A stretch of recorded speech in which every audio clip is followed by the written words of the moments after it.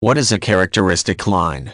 In financial markets theory, a characteristic line graphically represents the relationship between the rates of return of a financial security or other asset such as a share of stock in a company and the rates of return of all the assets available on a market.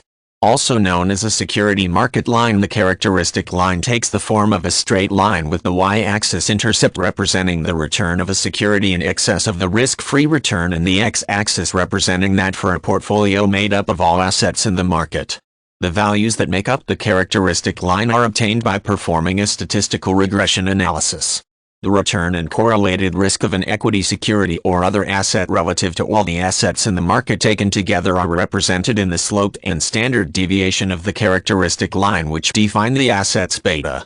The slope of the characteristic line is the stock's beta, a measure of the correlated variability of a security or other asset's price as compared to that of the market as a whole.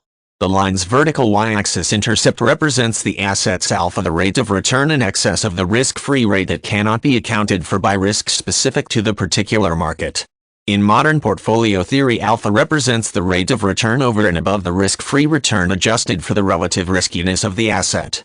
Depicting the relative risk-adjusted rates of return for shares of stock or other assets, the characteristic line is a graphical representation of the capital asset pricing model and is central to modern portfolio theory. As per the CAPM and MPT, the rates of return of an equity security or other asset should increase along with increases in risk. The rates of return are said to depending on risk as measured by the variability in returns. Returns that exceed the risk-free rate of interest plus additional compensation for assuming a higher degree of risk are said to be abnormal when viewed from the perspective of CAPM and MPT. Securities and other assets routinely exhibit abnormal positive and negative returns in real-world markets. Stocks or other assets with returns above the characteristic line offer abnormally high returns relative to their risk and are considered undervalued.